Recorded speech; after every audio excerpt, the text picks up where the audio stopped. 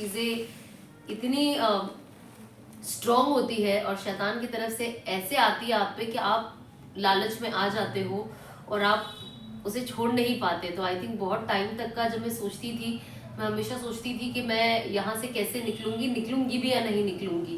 पहले तो वक्त ही कभी मैंने पहले सोचा ही नहीं था। एंड सही कहूँ तो ये चीज़ मेरे अंदर लाने वाला भी जो शख्स था वो मेरे आज शौहर ही है। क्योंकि मुझे याद है जब मैं उनसे पहली बार मिली थी 2017 में, बहुत छोटी सी मुलाकात थी, लेकिन जब भी मेरी उनसे बातें होती थी, जब मुझे कुछ कन्फ्यूजन होता था दीन को, कोई भी चीज़ को लेकर, तो मुझे लगता था कि मैं इनसे बात कर सकती हूँ, क्योंकि ये मुझे बहुत न्यूट्रल लगते थे। जनरली जो अनफॉर्चुनेटली जो ज़्यादा लोग आज गुमराह है वो इसके लिए है क्योंकि मैं इन जनरल नहीं कहूँगी, बट बहुत सारे इल्मी लोगों ने अपने आप को ऐसा बना लिया है कि लोग उनके पास आने से डरते हैं। एंड वो डर की वजह से उनके पास जो चाहते भी है अपनी जिंदगी को चेंज करना, वो उनके पास नहीं जाते, क्योंकि उन्हें लगता है कि अभी ये फतवा दे देंगे या अभी कहेंगे तुम हराम हो, तुम जहन्नमी हो और ये हो और वो हो। तो इंसान वो डर के, और वो जैसे हम बात करते हैं, हर इंसान के अंदर एक ईगो होता है, हर किसी के अंदर एक अना है, चाहे वो कुछ है या कुछ ना भी है। आप देखिए बहुत सारे लोग कुछ ना भी है लेकिन एक अना है। तो आई थिंक वो एक चीज हर किसी के अंदर होने की वजह से भी मैं सोचती थी वो टाइम मैं क्यों जाऊं, मेरी इंसल्ट कर देंगे, मुझे नहीं जानना, मैं यूट्यूब देखूंगी, यूट्यूब पे कोई मेरी इंसल्ट तो नहीं करेगा, मैं अपने फायदे की चीज उसमें से मैं सुनूंगी, लेकिन अगर मैं किसी से बात करूंगी तो शायद कोई मुझे कुछ चीज बोल के, और हमेशा मैंने जनरली देखा है कि लोग हमेशा नीचा ही गिराते हैं। और जब मैं इनसे मिली, मैं इसलिए नहीं कहती हूँ क्योंकि ये मेरे शौहर है, क्योंकि इनके अंदर मैंने शिफात देखे, मैंने सोचा कि मैं डेफिनेटली एक ऐसे इंसान के साथ रहना चाहूंगी, उसके साथ निकाह करना चाहूंगी, और मैं अपने आगे के भी बच्चों को ऐसा बनाना चाहूंगी कि दावत आसान करो। दावत जब तक हम उसको टफ करेंगे, हम मैसेज नहीं, हमारा काम मैसेज पहुंचाना है। मैं आज अगर आपको कुछ भी बोलूंगी, मैं आपको कलमा नहीं पढ़ा सकती अगर आप मुसलमान नहीं हो, और अगर आप मुसलमान हो तो आप कल अगर कोई लेडी है तो कल वो हिजाब लेके नहीं आ जाएगी, कोई मर्द है तो कल वो सलवार कुर्ता टोपी पहन के नहीं आ जाएगा। वक्त लगता है, हिकमत लगती है, मोहब्बत लगती है। एंड आई थिंक वो चीज़ है जो मैंने हमेशा इसके अंदर कमी देखी है, जो नहीं मिली ऑनेस्टली। तो जब मैं इनसे बात करती थी तो मुझे बहुत अच्छे लगते थे, मुझे लगता था ये कितने न्यूट्रल है। कभी कभी मुझे डाउट होता था मौलाना है भी कि नहीं है क्योंकि मैंने कहा ये इंसान से मैं जब बात करती थी, ये इंसान सिर्फ मेरी तारीफ करता था। तो मुझे लगता था कि आज तक तो किसी ने ऐसे किया नहीं है, क्योंकि जब होता है तो लोग ये छोड़ दो वो छोड़ दो, पहली मुलाकात में ये बातें होती है जो मुश्किल है।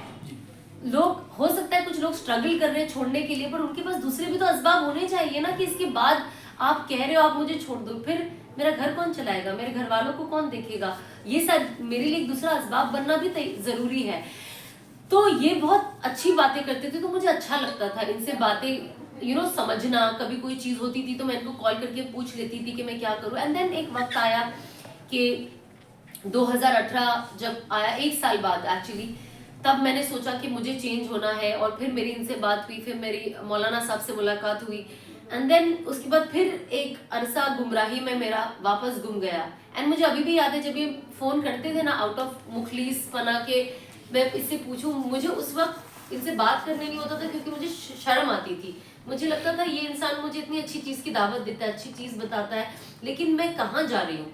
एंड फिर 2020 एक टाइम आया जब मैंने इनसे राब्ता किया और मैंने इनसे कहा कि आप मुझे चीजें बताएं, मैं सीखना चाहती हूँ, मैं कुछ करना चाहती हूँ। तभी भी मुझे पता नहीं था कि क्या होगा, लेकिन मेरे अंदर एक ऑलरेडी चेंजेस आने लग गए। एंड तब ऑफ कोर्स मुझे इन्होंने बहुत बहुत बहुत, कहते ना पेशेंस, सब्र जो होता है, वो जो इन्होंने उस वक्त रखा शायद ही कोई रख पाता। और मुझे जिस तरीके से उन्होंने, ये मुझे कभी कुछ नहीं कहते थे, पर जिस खूबसूरती से वो मुझे दीन के बारे में बताते थे, वो मुझे कभी मुझे पॉइंट आउट करके नहीं बोलते थे तुम्हें ये करना है, वो जनरल में बात बताते थे जिससे मैं इंसल्टेड भी फील नहीं करती थी। और मुझे लगता था ये तो आम बात कर रहे हैं, लेकिन मैं उसको अपने दिल पे पर्सनली लेती थी कि ये चीज मुझे भी अपनी जिंदगी में लानी है, ये तो मेरे अंदर भी कमियां हैं, ये तो मुझे भी ठीक करना है। एंड आई थिंक इन्होंने जो तरीका इस्तेमाल किया दावत का मेरे साथ, मैं वही तरीका लोगों के साथ आज इस्तेमाल करती हूँ। एंड बस अल्लाह ने बदल दिया। कितना बड़ा वीडियो में सुना था आपने, पहला उम्रा 2013 में किया था जी, साल में लगा 2017 में हुई है जी। तो 2013 में उम्रे के लिए आपने सोचा इंडस्ट्री में रहते हुए, और वो मेरे ख्याल 2013 का पीक भी था इंडस्ट्री में शायद, आपकी सलमान खान साथ एक मूवी आई थी ना, तो मतलब उस टाइम वो आपको उम्रे का जहन कैसे बना? बस मैं कुछ लोगों को जानती थी जो उम्रा करके आए थे, और कभी ऐसे लोगों के साथ मेरा अनफॉर्चुनेटली मैं यही कहूँगी कि ये हमारी बदनसीबी होती जब हम किसी ऐसे हम दोस्त ऐसे नहीं बनाते जो हमें अल्लाह की याद दिलाए, जहाँ नमाज की बात नहीं होती है, जहाँ आखिरत की बात नहीं होती, जहाँ कुरान की बात नहीं होती है, जहाँ पे सही गलत हलाल हराम की बात नहीं होती, क्योंकि हमें दोस्ती नहीं तोड़नी है ना। अब मैं आपको बोलूंगी नमाज पढ़ो, आप नहीं पढ़ते तो मेरी आपसे दोस्ती टूट जाएगी। तो अब दोस्ती बनाने के लिए मुझे परवाह नहीं है कि आप जहन्नम में जाए या आप जन्नत में जाए। तो अनफॉर्चुनेटली कुछ लोग हैं ऐसे, बहुत लोग हैं ऐसे जो मैं खुद अपनी पर्सनल एक्सपीरियंस है कि हम गलत लोगों के साथ उठते बैठते थे, तो कभी जो होने वाली बात कभी नहीं हुई और जो ना होने वाली बातें वो होती थी, जैसे गिबत है, बुराइयां हैं, और जो हर चीज जिससे आपको गुनाह पड़े। तो आई थिंक उसके हिसाब से जब मैं देखती थी कि कुछ लोग उम्रा जाते तो अचानक से मेरे दिल में आया कि मुझे भी अल्लाह का घर देखना है। मौलाना तारिक जमील साहब का क्या वर्क? जी मुझे उन्होंने अनस ने उनसे मिला है मुझे जी। फिर जब 2018 में जब मैं पहली बार मौलाना साहब से मिली, मैं दुबई गई थी मेरी मॉम को लेकर, और मौलाना साहब से उसकी 1 महीना पहले मेरे से बात हुई थी अनस के जरिए। तो मैंने उनको बोला मैं दुबई आऊँगी, मैं आपसे मिलना चाहती हूँ। तब मौलाना साहब अपनी अहलिया को और अपने बड़े बेटे यूसुफ साहब को लेकर वो पर्सनली मुझे मिलने के लिए दुबई आए, जो मेरे लिए बहुत बड़ी बात थी। एंड बस हम मिले, बातें करें, उन्होंने मुझे कुछ नहीं बोला कि बेटा ये छोड़ दो, ये हराम है, ये ऐसा है, कुछ नहीं। जैसे बस हम नॉर्मली बैठे, बस मैं मिली और उनसे चले गई। ऑफकोर्स उनसे बहुत दिली मोहब्बत है मुझे मौलाना से, मतलब जब जैसे घर वालों के साथ कैसी होती, मतलब उतनी शिद्दत वाली मोहब्बत है मुझे उनसे। हाँ अकीदत भी, बट यू नो मतलब मुझे वर्ड नहीं पता, बट एक प्यार भी है मुझे उनसे, मतलब एक फैमिली वाले की तरह। तो उनसे वो बात हुई, उनकी अहलिया ने मुझे बहुत इज्जत दी, उनके बेटे ने भी मुझे बहुत इज्जत दी। मुझे बहुत अच्छा लगा, क्योंकि जब जैसे मैंने आपको कहा, जब मैं देखती थी मैं हमेशा अनस को कहती थी, जब मैं कोई मौलाना को देखती मुझे लगता है अल्लाह की पुलिस से भागो, अभी आपको पकड़ ली, मुझे डर लगता था। और मौलाना तारिक जमील साहब तो मतलब एक उनका ना, जब आप उनका वीडियो देखते हैं, मैं हमेशा अनस को भी कहती हूँ, मैं सबको कहती हूँ, मैंने कहा बहुत कम लोग होते हैं जब आप जिनको देखो ना तो उनके अंदर एक जलाल भी दिखता है और उतनी मोहब्बत भी दिखती है। ये दोनों चीज दिखना बहुत डिफिकल्ट है, नहीं दिखता है। कभी किसमें सिर्फ जलाल दिखता है, कभी किसमें सिर्फ मोहब्बत, लेकिन मौलाना में दोनों चीज दिखती है। तो जब मैं उन्हें देखती हूँ ना तो मुझे ऐसा लगता है कि अल्लाह, ये दोनों चीज कैसे हो सकती है कि इंसान के अंदर एक वो भी हो कि इंसान देखकर वो करे, और एक साथ ही साथ एक नरम दिल। तो जब मैं उनसे पर्सनली मिली तो मतलब मुझे लगा कि जो मैं सुनती हूँ ना बयान, ये वैसे ही है। ज्यादातर आप सुनते कुछ हो और जब मिलते हो तो वो उल्टा होता है, तो आप डिसअपॉइंट हो जाते हो क्योंकि आप किसी को पसंद करते हो। तो मैंने कहा कि मैंने ये इंसान, जितनी बार मैं उनसे मिली हूँ आज तक, जब भी मैं मिलती हूँ मैं कहती हूँ मैंने जो इनसे सुना है ना वो मैंने इनको करते हुए देखा है। जैसा मैं एक साइकोलॉजिकल क्वेश्चन है जी, क्या सबकॉन्शियस में कहीं कोई रिग्रेट है? ऑफ कोर्स बहुत रिग्रेट है, बहुत ज्यादा रिग्रेट है। मैं कभी नहीं कहूंगी, जैसे लोग हमेशा कहते हैं कि जो हो गया वो हो गया, उसका क्या, अल्लाह ने हिदायत दे दी आगे। नहीं, मैं हर दिन कोशिश करती हूँ, कुछ नहीं तो एटलीस्ट मैं 2 रकात नफिल तौबा पढूं अपनी माजी जिंदगी को लेकर। नहीं, उसको अमेंडन करने का कोई रिग्रेट है? अमेंडमेंट मतलब छोड़ने का छोड़ने का नहीं, अस्तगफिरुल्लाह, बिल्कुल अनकॉन्शियसली भी नहीं है। हाँ वही, अनकॉन्शियसली भी बिल्कुल नहीं है मैं। और मैं यही अल्लाह का बहुत ज्यादा शुक्र करती हूँ कि कभी कभी इंसान के अंदर एक होता ना, क्या मजा आती थी ना इधर, अल्हम्दुलिल्लाह। मतलब मैं जब अपनी माजी के बारे में सोचती हूँ तो मुझे सिवाय अफसोस के और कुछ नहीं होता है। तो मैं बहुत ज्यादा खुश हूँ कि मैं इस तरफ अल्लाह ने मुझे लाया। और एक कहावत होती है ना कि अल्लाह ने ऐसे निकाल दिया जैसे आटे में से बाल निकल जाता है, कि मुझे कोई चीज ना अफसोस हुआ ना कुछ। और मुझे अल्लाह ने, मतलब जब मैंने छोड़ा था तो मैंने अल्लाह को यही कहा था कि अल्लाह अगर गुर्बत की भी जिंदगी होगी ना तो भी लब्बैक है मेरी तरफ से। तो कई तरह की रुकावटें भी आई होंगी जब आपने छोड़ने का फैसला किया, कई तरह की रुकावटें आई, अभी कॉल भी करते होंगे लोग, तो कभी मतलब क्या महसूस करते हैं? नहीं, एक्चुअली जब मैं छोड़ रही थी ना, इसके लिए जब मेरी तौबा का अनाउंसमेंट करने से पहले, तौबा लेटर डालने से पहले मैंने किसी को नहीं बताया था कि मैं छोड़ रही हूँ। इनफैक्ट मेरी खुद की अम्मी को नहीं पता था, क्योंकि मुझे बहुत डर था कि शैतान कहीं से भी वार कर सकता है, और मैं ये चीज़ ना मेरे दिमाग में फिट हो गई थी कि अगर मैं किसी को बताऊंगी, किसी ने कुछ बोल दिया तो शायद मैं वापस गुमराह हो जाऊं। तो मैंने ना किसी को तौबा के बारे में बताया। तौबा के बाद जब मेरा निकाह इनके साथ फाइनल हुआ और जब डेट फाइनल हुई, हालांकि सिवाय मेरी अम्मी और अब्बू के मेरे पूरे घर में किसी को नहीं पता था कि दूल्हा कौन है, दूल्हे का नाम भी नहीं पता था। अच्छा, वो इंडस्ट्री छोड़ने के पीछे असल वजह कौन है? मुफ्ती साहब हैं या इस्लाम की मोहब्बत है? दोनों है। देखो बातें, मैं तो यहाँ पे 2 घंटा आपके साथ दिन की बातें कर लूँ, अमल में एटलीस्ट आपको लाना है, घर जाके आपको मेहनत करनी है। अगर मैं आज आपको बोल देती हूँ एग्जाम्पल, जैसे कोई आप भाई मान ली अब आपको दाढ़ी रखनी है, सलवार कुर्ता पहनना है और टोपी पहनना, और ये आपकी रोज की जिंदगी होना चाहिए, मैं आपको बोलिए 2 घंटा इसके ऊपर मैं आपको तकरीर दे सकती हूँ। एंड में जाके ये जिहाद किसे करना है? आपको ना। At the end of it लड़ना किसको है? आपको। तो आपके अंदर भी एक लड़ने की ताकत होना चाहिए। वो कब आएगी? जब आपको किस चीज से मोहब्बत होगी ना, तो आप उसे पाने के लिए लाइफ कितनी अच्छी है, बहुत दिली सुकून जो होता है वो कहाँ है? इससे अच्छी लाइफ हो ही नहीं सकती है। बिल्कुल सुकून। आप गूगल को अपील क्यों नहीं करती कि आपके पास पहुंचा दे? मैं कोशिश करती हूँ, अगर और कोई, मैं तो कहती हूँ इस वीडियो के जरिए अगर कोई भाई है, कोई बहन है, गूगल है, जो भी है, अगर आप डिलीट कर सकते हो मेरी हिस्ट्री तो फिर बस, फिर मैं तो लेकिन वो तो मेरे ख्याल में राइट होता है ना? नहीं, वो नहीं करते, नहीं करते, मुश्किल है, मैंने पता किया है, बहुत मुश्किल है। जो आपके बाद में कोई और मुतासिर हो गए किसी और ने क्या? आपका फेस आपका बहुत सारे लोग हैं माशाल्लाह से। अच्छा, इंडस्ट्री में कोई ऐसा और भी है, कुछ इस तरह के लोग हैं जो आपसे मुतासिर हुए हों और चेंज चाह रहे हों? कई तरह की खबरें आती रहती हैं। फिलहाल फिल्म इंडस्ट्री में है जो मुसलमान काम कर रहे हैं, उसके लिए कुछ संदेश मुतासिर हुए हो आपसे? या कोई मुतासिर कोई हुए ऐसा हैं? आदमी जो आपके मिशन से फेमस है, आपको लगता हो इंडस्ट्री आमिर खान में, है, सलमान खान है या और भी हैं? नहीं इंडस्ट्री में कोई भी ऐसा आदमी आपको लगता हो कि आपके मिशन से जुड़ सकता है, आपको मतलब आप उससे मतलब आप क्या कोशिश कर रही हैं कि इस तरह कोशिश की है या उनसे कभी इस मामले में बात हुई है? ऑफ कोर्स देखिए, दावत का काम तो ऐसा है कि मैं सिलेक्टिव नहीं हूँ कि अब मैं यहाँ बैठी हूँ तो यहाँ नहीं होगा, वहां नहीं। मैं बात तो सबसे करती हूँ, लेकिन जैसे मैंने कहा हिकमत के साथ, जब लोग आपके पास आते हैं पहली बार उनको डरा दो कि दूसरी बार का आपने मौका ही उनके लिए बंद कर दिया।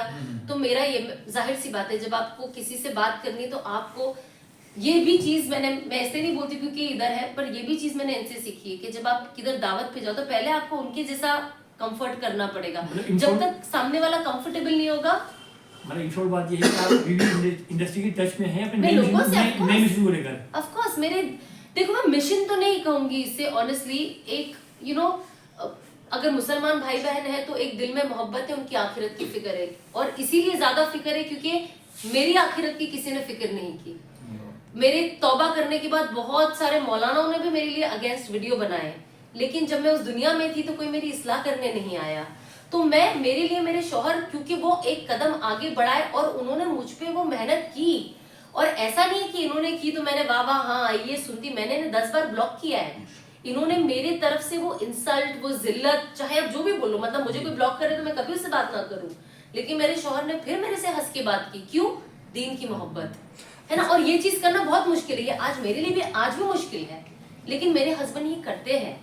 मेरे हस्बैंड का मैंने ये चीज देखा है कि अगर गलती इनकी ना भी हो ना तो ये सॉरी बोल देते हैं। हमारी शुरुआत शादी के बाद जब हमारी लड़ाइयाँ होती थी ना, इस बात पे ही होती थी। मुझे लड़ाई भी होती थी बहुत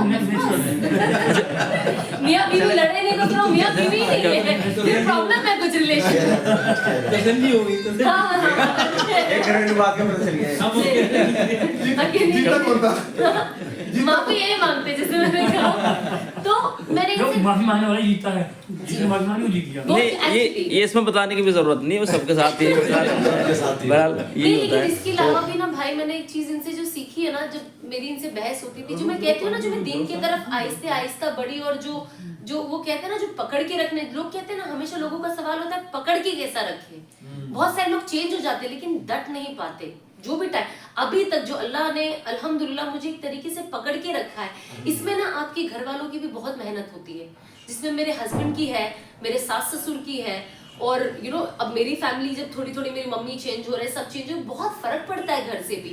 ये भी आपकी बहुत इंपॉर्टेंट पिलर है। तो सबसे पहले दावत का काम तो घर से ही शुरू होता है। तो इन लोगों ने मेरी बहुत मेहनत इन लोगों ने मेहनत की है कि मैं उन चीजों को, मुझे वो जिंदगी निकाह के बाद जब मैं इस घर आई तो मुझे वो जिंदगी दिखाया गया। तो जब मेरी इनसे शुरुआत में बहस होती थी कि आपने क्यों माफी मांगी, गलत तो सामने वाला है, इसके अंदर मैं गलत भी नहीं थी, मुझे लगता था कि सामने वाले ने गलती की तो माफी वो मांगे।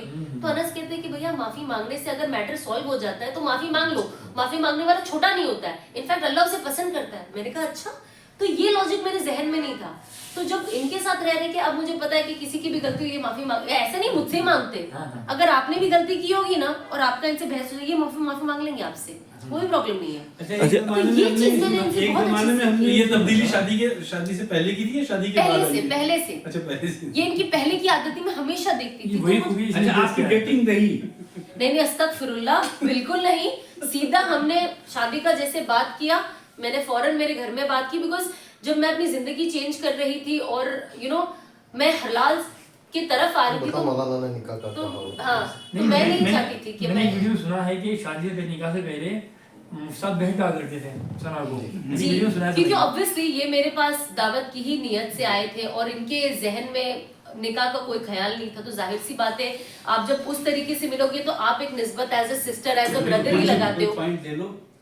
और ये तो एक ही नहीं, अब ये थोड़ा सी आपने मुफ्ती साहब की बात बताई, मौलाना तारिक जमील साहब की, कभी ऐसी कोई दिक्कत परेशानी, जैसे आपने कहा ना भी फतवा लगाते हैं, कोई परेशानी, कोई ऐसी बात किसी मौलाना ने, किसी मुसलमान ने आपसे कही हो जिससे आपको तकलीफ आई हो? लेकिन ऑनेस्टली देखो, ऐसी तो बहुत बातें और ये चलती रहेगी, लेकिन मेरा फोकस उन चीजों पे कभी रहता ही नहीं है, क्योंकि जहां मैंने अपना फोकस वहां लगाया ना, मैं अपने फोकस से हट जाऊंगी। खैर, अच्छा आप ये बताएं, जो हमारे मुल्क का माहौल है, जी, जैसे आजकल मजहबी मामलात को लेकर शिद्दत है, उसमें क्या आपका नजरिया है?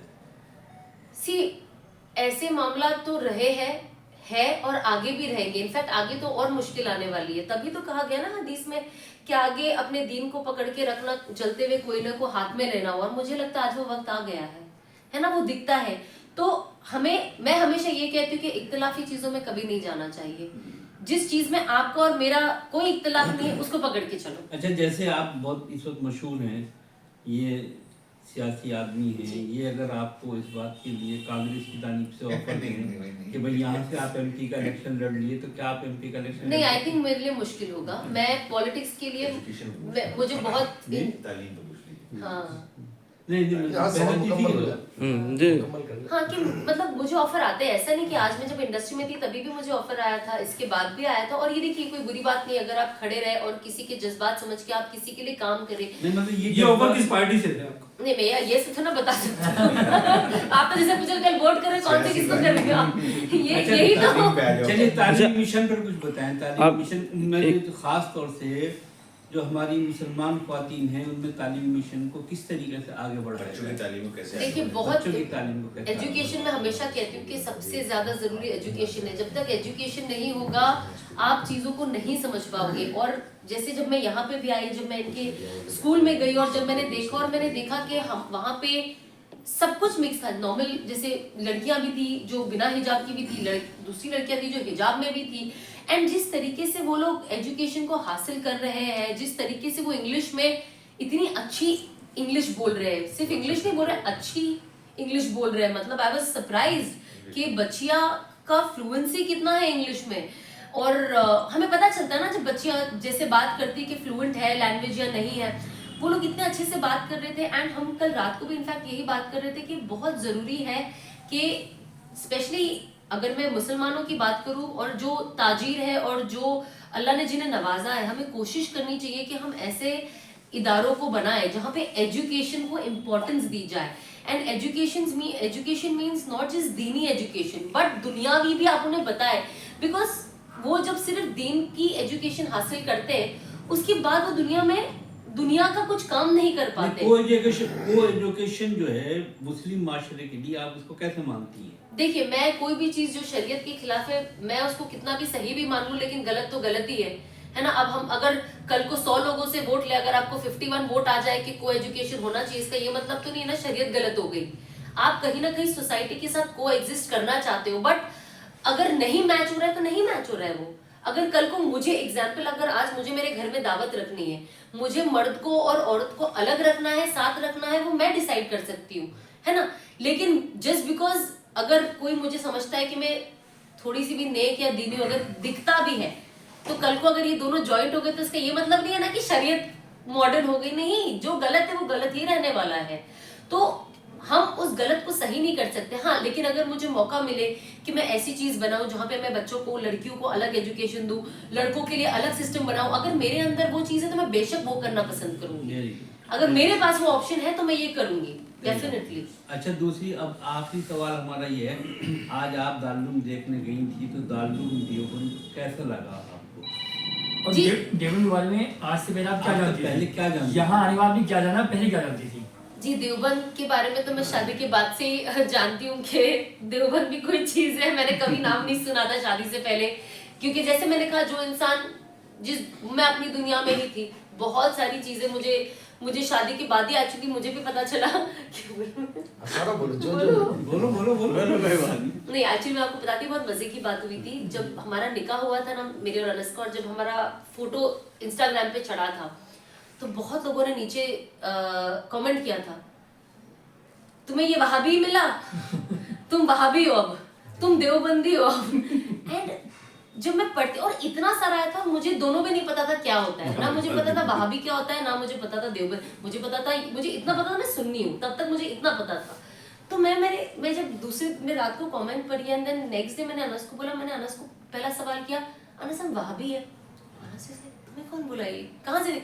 मैंने कहा मेरे पोस्ट के नीचे कमेंट आ रहे हैं कि हम वहाबी है, तो वहाबी कौन होते हैं, और ये आपको देवबंदी क्यों बोल रहे हो, ये देवबंदी क्या होती है, ये कोई सेक्ट है, कोई फिरका है? तो उन्होंने कहा नहीं, देवबंद एक दारुल है जहाँ पे बच्चे इल्म हासिल करते हैं, एक आइडियोलॉजी है। अब वहां से पढ़ के जो निकलते हैं उन्हें देवबंदी कहा जाता है। तो मैंने कहा अच्छा, जैसे मैं कनौसा स्कूल में थी, तो अगर मैं वहां से पढ़ के निकली तो मैं कनौशियन हूँ, उस तरीके से। तो इन्होंने कहा हाँ। तब मुझे पता चला कि अच्छा, क्योंकि जो मैं लोगों से सुनती थी, मेरा परसेप्शन उसके बारे में था कि ये कुछ है, पर बाद में पता चला कि ये तो यहाँ पढ़ाई होती है। तो इस तरीके से, तो फिर ऑब्वियसली मैं वीडियोस देखने लगी, यूट्यूब का मैंने इस्तेमाल किया, मैंने देखा क्या होता है यहाँ पे, क्या होता है। एंड जैसे कुछ चीज होती है ना, जो जिसको आप कहते हैं कि आपने देखा भी नहीं हो, मिले भी नहीं हो, लेकिन एक मोहब्बत अल्लाह दिल में डाल देता है। एंड आई थिंक देवबंद की वही मोहब्बत हर मुसलमान जिसके अंदर इल्म है, जो जानता है, उसके अंदर देवबंद की एक इनबॉर्न मोहब्बत है, चाहे वो देवबंद नहीं भी आया हो। तो मैं बहुत एक्साइटेड होती थी देवबंद को लेकर। मुझे अभी भी याद है, हमारे पिछले सफर में हम सहारनपुर आए थे, एंड मैंने उसको कहा हम देवबंद नहीं जा रहे। तो मुझे पता है, ऐसे गाड़ी से जाते हुए जो नई लाइब्रेरी है ना गोल, जो मैंने आज अपने आंखों से नजदीक से देखा, अनस ने मुझे गाड़ी में से बताया देखो वो देवबंद है। हम वहां कब जाएंगे? मुझे अभी भी याद है, 3 साल हो गए, मैं हमेशा कहती थी अनस देवबंद कब जाएंगे, देवबंद कब जाएंगे। एंड जब कॉल आया, मैंने कहा बस चलो, मुझे तो देवबंद देखना ही देखना है। तो बस देवबंद की जो दुनिया में जो अल्लाह ने एक नेचुरल मोहब्बत दी, मेरे भी दिल में बिना देखे, बिना पर्सनली जाने, बिना किसी से पर्सनली राब्ता करे एक मोहब्बत है। एंड आज जब मैं यहाँ पे बहुत एक्साइटमेंट के साथ और बहुत कहते हैं ना, एक बहुत प्यार लेकर इस जगह पे आई हूँ, बिकॉज जो कुछ भी सुना है इतना अच्छा सुना, और एक इज्जत है इस जगह के लिए। और जो यहाँ पे जो काम इस सरजमीन से हुआ है, शायद ही कहीं से हुआ होगा। तो अल्लाह ने यहाँ से ही लोगों को चुना, और पूरे आलमी सतह से उन्हें इस तरीके से, कहते हैं ना, जब मोती का एक वो जो तस्बीह होती है, जब वो टूटती है तो वो दाने पूरे बिखर जाते हैं, और उस तरीके से यहाँ के जो आलिम है वो मोतियों की तरह पूरी दुनिया में बिखर गए, और उन्होंने वहाँ पे जो दीन का काम और दावत का काम शुरू किया, और उनके जरिए कितने लोगों के घरों तक दीन और ये तालीम पहुंची है, कितने लोगों ने अपनी जिंदगी जीने का जरिया जो तरीका होता है उसे चेंज किया। सो बस हम भी यही इनसे ही सीख रहे हैं और आगे बढ़ रहे हैं। बहुत बहुत शुक्रिया। अच्छा, आप यहाँ साइंस एग्जीबिशन में क्या महसूस किया आपने बच्चों को पहले? बहुत अच्छा महसूस किया। बच्चे बहुत टैलेंटेड है माशाल्लाह से, इनका बहुत ब्राइट फ्यूचर है। बहुत सारी चीजें मैंने खुद पहली बार देखा है, जैसे एग्जांपल चंद्रायन, हमें सबको पता है चंद्रायन, पर मैं डेट भूल गई थी, इन लोगों ने मुझे वापस डेट याद दिला दी। तो मैंने कहा माशाल्लाह से वो बच्चे जिस तरीके से बोल रहे थे, और जो उन्होंने प्रोजेक्ट रेडी किया था, इसमें देखिए हम तो एक दिन देखते, बट इसमें कितने हफ्तों की मंथ्स की एक एफर्ट जाता है पूरा ऑर्गेनाइज करने में, स्कूल का पूरा ऑर्गेनाइज करने में, टीचर्स का पूरा सब सेटअप करने में, एंड बच्चों को वो सिखाने में। और बच्चे सेकंड क्लास के भी बच्चे ऐसी इंग्लिश बोल रहे थे और इस तरीके से प्रोजेक्ट बना रहे थे। तो मुझे बहुत अच्छा लगा कि हमारी आने वाली एटलीस्ट यहाँ की जनरेशन इज यू नो एक रुख पे जा रही है जहाँ पे हम दोनों एजुकेशन को इक्वल इम्पोर्टेंस दे रहे अच्छा हैं। खैर, जितने भी दुनिया में बड़े मुकर्री या स्पीकर्स गुजरे हैं वो मश्क जरूर क्या करते थे बोलने की, यानी कि प्रैक्टिस जरूर क्या करते। आपने प्रैक्टिस कहाँ की बोलने की? मैं जो भी बोलती हूँ मेरे हस्बैंड ने ही मुझे सिखाया है। मुझे तो उर्दू पहले मेरे हस्बैंड जब माजरत माजरत तो मैं कहती थी माजरत क्या होता है, तो ये कहते थे माजरत मतलब सॉरी होता है। तो मैंने कहा अच्छा, तो मुझे ऐसा लगता था कितना ये उधर fancy- निकाले थे, पूछिए उधर निकाले। हाँ, तो बस ये सारी जो थोड़ी बहुत उर्दू में बोल लेती हूँ सब बस इधर से है। तो अच्छा, मुझे एक सवाल मुफ्ती साहब से भी। मुफ्ती साहब, आपकी ज़िंदगी में भी काफ़ी चेंजिंग आई है इसके बाद, बात करते तो रहे ना, आप कैसा महसूस करते हैं? बहुत अच्छी बात ये है, मैं जिस तरह को जानता था, अल्लाह ने आपकी जिंदगी भी चेंज की है, आपका फेस भी चेंज किया है माशाल्लाह। जी। अब आपके चेहरे जो ग्लो है ना, जी। वो इस्लाम का ग्लो है माशाल्लाह। नूर है, नूर। और सच बात यही है बेशक, बेशक। कि वो जो सुना थी ना, वो अल्लाह ने से डिस्ट्रॉय कर दिया, अभी नहीं सुनाया अपनी बिल्कुल जगह। अल्हम्दुलिल्लाह। जी आप क्या जी, कह रहे जी, मैं कह रहा था कि आज जाहिर सी बात है सना खान आपकी ज़िंदगी में आई है तो आपकी ज़िंदगी भी चेंज होगी, तो आप कैसा महसूस करते हैं? बिस्मिल्लाहिर्रहमानिर्रहीम। पहली बात तो ये है कि मैं अल्लाह का शुक्र अदा करता हूँ कि अल्लाह ताला जब जिससे जिस तरह का काम चाहे ले लेता है। तो मैं इस पे बहुत इस्तग़फ़ार भी पढ़ता हूँ और अल्लाह से डरता भी रहता हूँ कि अल्लाह ताला दो चीज़ें मुझे दे, इखलास भी दे और जो भी चीज़ है इस पे इस्तकामत भी दे। क्योंकि जब आदमी एक मशहूर हो जाता है तो लोगों की बातों का एक वो मुज़ाकरे का एक हिस्सा बन जाता है कि लोग कलाम करना शुरू कर देते हैं, चाहे वो पॉजिटिव हो या नेगेटिव हो, अच्छे हो या बुरे हो। और जब मशहूर आदमी होता है किसी भी लाइन से तो उसके पीछे हर चीज़ देखी जाती है। तो बहुत सारी चीज़ें यानी 20 नवंबर 2020 से आज के दिन तक हर महीने नहीं आती रहती और इंतज़ार में होते हैं हम अब क्या आएगा, अब क्या आएगा, चाहे वो बहतान की शक्ल में हो, चाहे वो इल्ज़ामात की शक्ल में हो। तो ये चीज़ें होती रहती। फिर तसल्ली ये आ जाती है कि हम अपने बड़ों को सुनते हैं, हज़रत मौलाना जैसे लोग रहनुमाई कर देते हैं, हौसला बढ़ा देते हैं, तो फिर तसल्ली हो जाती है कि भाई ये चीज़ तो नबियों के साथ भी हुई है। और जिसने भी दीन का काम किया है या जो भी दुनिया के अंदर एक काम करने के लिए निकला, ये सारी चीज़ें होती रहती। इससे ना यानी हमारी दुनिया और आखिरत ख़राब होनी है ना बननी है। अगर हम सही हैं, अगर हम सही नहीं है, हमारा ताल्लुक़ अल्लाह के साथ ठीक नहीं है कि हम दिख कुछ रहे हैं और ताल्लुक़ हमारा अल्लाह के साथ कुछ और है, तो फिर मसला है। और अल्लाह की मखलूक के साथ हम दिख कुछ रहे हैं और मामलात कुछ हैं, तो फिर मसला है। और अल्लाह के साथ और अल्लाह की मखलूक के साथ मामलात और ताल्लुकात ठीक है तो इंशाल्लाह फिर मसाइल की बात नहीं है। तो अल्हम्दुलिल्लाह चीज़ें आती रहती है, लेकिन वो वक्त के साथ ख़त्म भी हो जाती है। लेकिन अल्लाह का शुक्र है कि मैं एक चीज़ ये अल्लाह का बहुत शुक्र अदा के साथ ये एक चीज़ कहता हूँ, हिंदुस्तान की तारीख़ के अंदर ये पहला मौका है जो मेरे साथ मेरे अल्लाह ने किया है। अल्लाह ही करने वाली ज़ात है, अल्लाह ही करता है और मेरी कोई ताकत नहीं है कि दुनिया की सारी मालूमता लगा दूँ या सारी ताकत लगा दूँ कि किसी को इस तरीके से लाना हो तो बहुत मुश्किल होता है। हम अपने घर का एक बच्चा होता है जो थोड़ी सी लाइन से घर के मिजाज से हट जाता है, उस मिजाज को दोबारा लाने के लिए कितने पापड़ बेलने होते हैं, यानी कितनी चीज़ें करनी पड़ती, किसी की दुआ लग जाती है, किसी की मेहनत लग जाती है, वो सारी चीज़ें साथ होती, तब जाकर फिर वो बच्चा दोबारा उस तरफ आता है। कि एक माहौल से वो बच्चा गया और फिर उस माहौल में लाने के लिए इतना टफ होता है।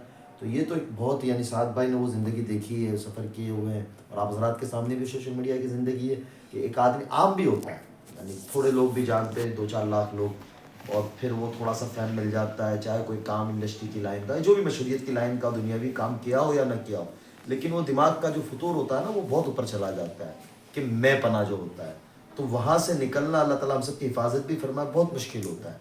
बहरहाल अल्लाह का मैं बहुत शुक्र अदा करता हूँ कि अल्लाह ताला ने मुझे इसलिए चुना और ये काम करा लिया। शायद हिंदुस्तान की तारीख़ में मेरे इल्म में तो नहीं है कि पहले कभी हुआ हो कि मैं अपने आप को एक मदरसे से एक बात और भी कह दूँ, मैं हर जगह कहता हूँ कि मैं मशहूर, तो मौलाना हज़रत मौलाना कहने लगे कि बस मशहूर हो गए, मुफ्ती से चलने दो। मैं मुफ्ती नहीं हूँ, मैं आलिम हूँ। अंकलेश्वर एक बड़ा मशहूर इदारा, वहाँ से मेरी फरागत है, लेकिन मीडिया ने मुझे मुफ्ती बना दिया तो वो बस वो मुफ्ती चल पड़ा है। तो बहरहाल ये सारी बातें होती रहती है, लेकिन मैं अल्लाह का शुक्र अदा करता हूँ कि अल्लाह ताला ने मुझे इस लायक समझा और अल्लाह ने ये चुना और ये चीज़ें मुमकिन हुई, हो पाई।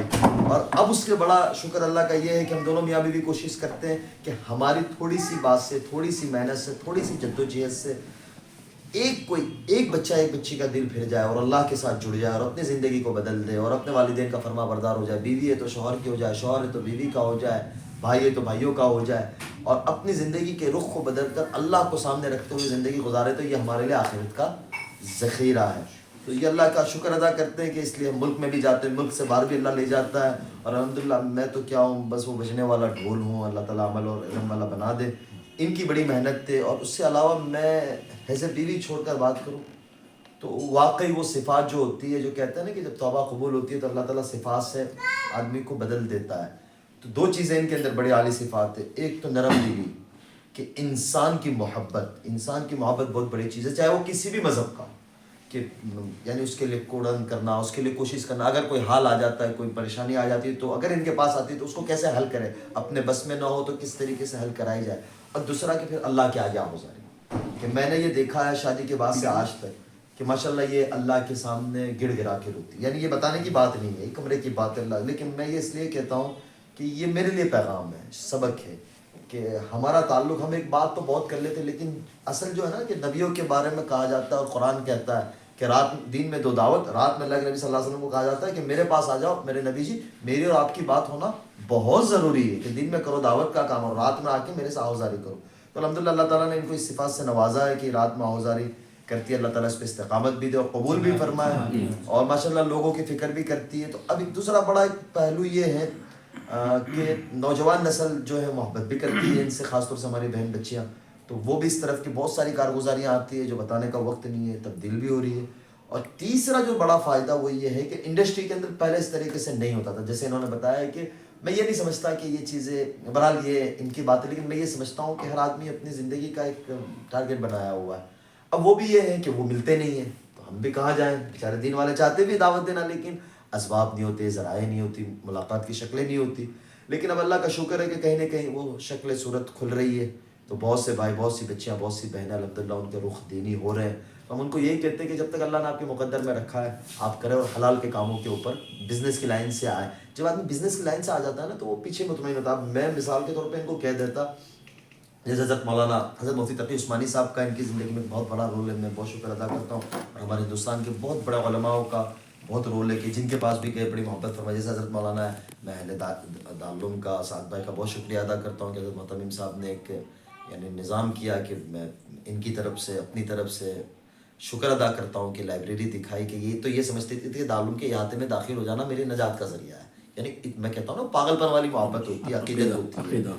तो वो अकीदत थी, तो वो बोले हमारा सफ़र कामयाब हो गया कि हम दारुल के अंदर हाजिर हो गए और इतनी नायाब चीज़ें किताबों को देखने मिला। तो मैं अहले दारुल का, हज़रत मोहतमिम साहब का और जितने भी हज़रत मौलाना का शुक्र अदा करता हूँ। इसलिए आप मुफ्ती नहीं है, मैं मौलाना नहीं हूँ। अच्छा लेकिन अल्लाह ताला ने मौलवियों को आपके ज़रिए चलाया है, मौलवी आपके पीछे चलते हैं। तो बहरहाल देखो मौलाना ने ये बात कही, तो मैं अहले दारुल का शुक्र अदा करता हूँ कि वो आज हमारी एक ख्वाहिश थी तो वो पूरी हो गई, और बड़ी शान के साथ बड़ी इज्जत अता फरमाई है। अल्लाह ताला दारुल को सब सादा बाबा। कितना मुश्किल रहा आपको इस जिंदगी में ढालना सना को? मेरे लिए कोई मुश्किल नहीं रहा। ये इसलिए नहीं रहा कि इनका जहन इस तरह का था। बस वो कहते हैं ना कि एक पुश देने की जरूरत होती है, वो पुश कैसे आप देते हो, तो वो बस तरीका होना चाहिए। अभी तो सबक चल रहा होगा ना, बस अभी बता रहे थे थोड़ा बहुत झगड़ा रहता है। वो तो अच्छा, कभी कभी परेशानी वो कौन सी बात होती है जिस पे झगड़ा हो जाता है? वो ये होती है कि हम लोग, मौलवी अल्लाह माफ करे, सफाई में ऐसा ही कच्चे होते हैं।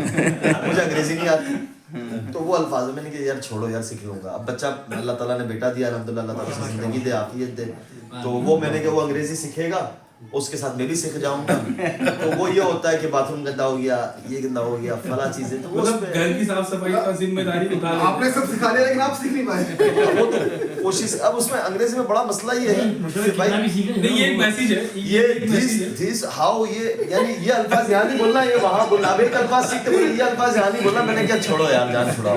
बोले ये अल्फाज यहाँ नहीं बोलना चाहिए, वहाँ बोलना चाहिए। मैंने क्या एक अल्फाज तो सीखा, यहाँ बोलने की कोशिश की, तो यहाँ नहीं बोलते कोई और अल्फाज। अच्छा, कभी कभी सोशल मीडिया पे परेशानियाँ होती होगी, फोटो वीडियोस को लेकर लोग लिखते होंगे, मतलब लिखते होंगे मुफ्ती साहब, मतलब आप भी फोटो डालने लगे।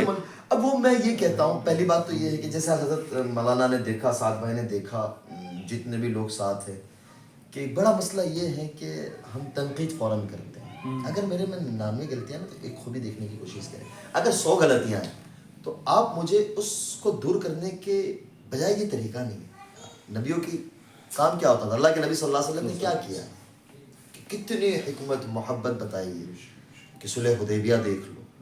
हाँ, कि सुलह हुदैबिया में क्या किया। हज़रत उमर जैसे कह रहे हैं कि या रसूल अल्लाह, ये सूरह फतह के नाजिल होने पे कहते हैं कि फतह इस चीज़ का नाम है तो शिकस्त किस चीज़ का नाम है, यानी अपनी ज़ात को रहमतुल लिल आलमीन, दोनों जहान के बादशाह, और इतनी चीज़ें देख ली हज़रत उमर ने, और उसके बाद शक के दायरे में आ गए कि या रसूल अल्लाह अगर फतह इस चीज़ का नाम है तो शिकस्त किसको कहते हैं। लेकिन मेरे नबी सल्लल्लाहु अलैहि वसल्लम ने हिकमत, और मक्के के अंदर फातिह मक्के अल्लाह ने बनाकर दाखिल किया है, और उनके बारे में क्या कहा कि चंद लोगों के बारे में, अबू सुफियान, हज़रत हिंदा, इन लोगों के बारे में कि बैतुल्लाह के अंदर दाखिल होंगे, इन्हें ख़त्म करना है, लेकिन कोई भी नहीं किया। यानी कि आप कुल मिलाकर ये कहना चाहते हैं कि इस्लामी अखलाकियात के जरिए इनकलाब लाया जाता है, उसके अलावा कोई शक्ल नहीं। हमने असल में शिद्दत पकड़ ली है ना, कि पहले तो हम मसले की शिद्दत से निकले। मैं अक्सर बात ये करता हूँ कि मैं अहले देवबंदी होने को फ़ख्र समझता हूँ, कि मैं अल्लाह का शुक्र अदा करता हूँ कि अल्लाह ने अहले देवबंदी घराने में मुझे पैदा किया,